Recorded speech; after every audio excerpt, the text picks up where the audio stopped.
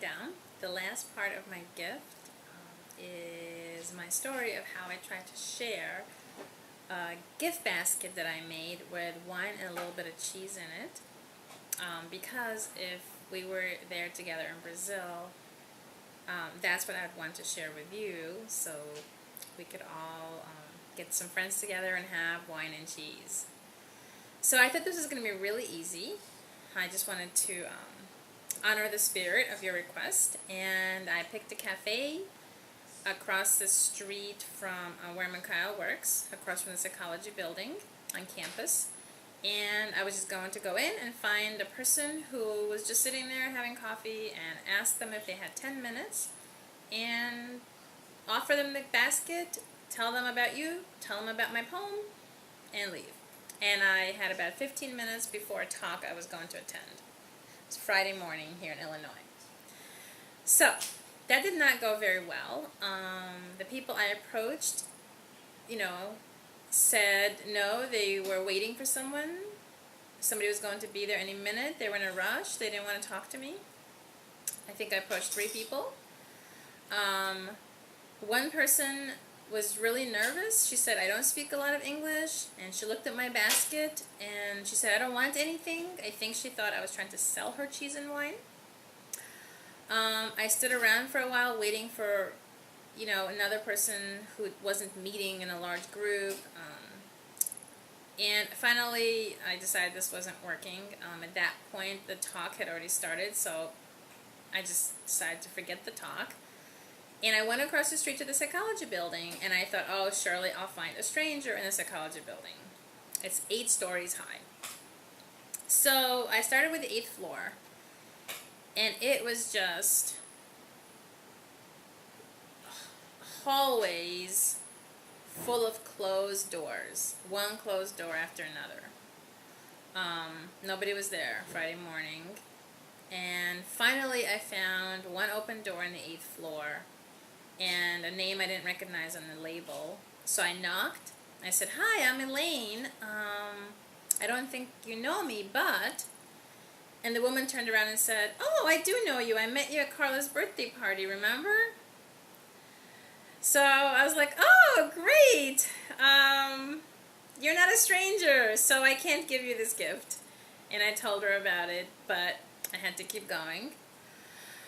And this went on for a while. I went from the 8th floor to the 7th to the 6th. On the 6th floor, I actually bumped into someone I knew a little bit, and we had a really interesting conversation because I had a basket with wine and cheese in it.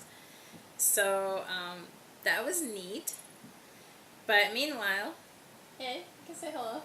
What am I saying hello to? Dom. Hi, Dom. Do you want to say hi, Rachel? No. So,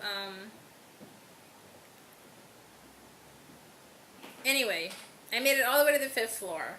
And it had been an hour now since I started, and I was starting to get kind of discouraged.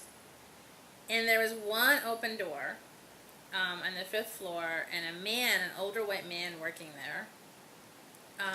And I really didn't want to approach him because I had this story that I wanted to talk to a woman.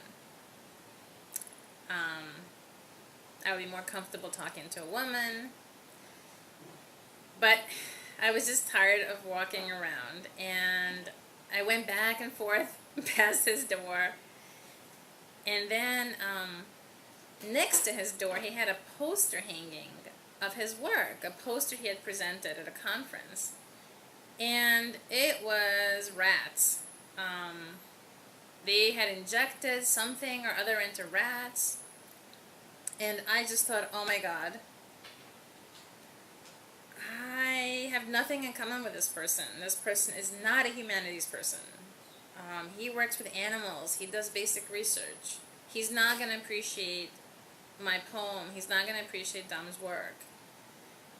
And I realized that, I could be wrong. It's not the person I was planning to talk to. And then I thought maybe that's the whole point. So I knocked on the door. It's an open door, but I knocked on it. And he said right away, oh, you have some wine for me? And I said, maybe.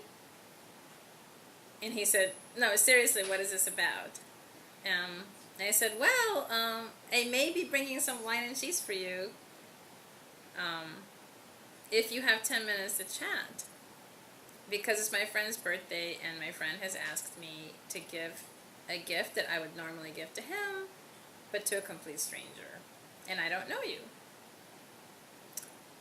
So he said, this is intriguing. It's definitely worth 10 minutes. Come on in. And we wound up having the loveliest conversation. Just wonderful. I told him about Dominic, about you, Dom. And he said, oh, I have a really good friend in Brazil who lives in, I forget where, not Rio. And he said, his friend's name is Ivan Izquierdo, Izquierdo.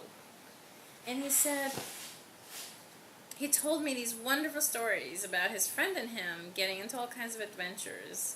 And it turns out that his friend, the one living in Brazil, is a talented writer who's won Brazil's version of the Pulitzer Prize. And he's a pacifist, the friend, Ivan, and, you know, a human rights activist and a scientist. And Paul Gold, the man I was talking to, told me about how he and Ivan got into this adventure in East Berlin where they almost got shot. They were threatened by the guards trying to cross the wall. And it was just we had a great time. We talked about different things and writing, and he said he loves to have wine and cheese with his friends. He also adores doing that, and that he was meeting some friends today that he could use the wine and cheese for. So it was really great. And I appreciate the opportunity and being kind of urged to do this. So happy birthday.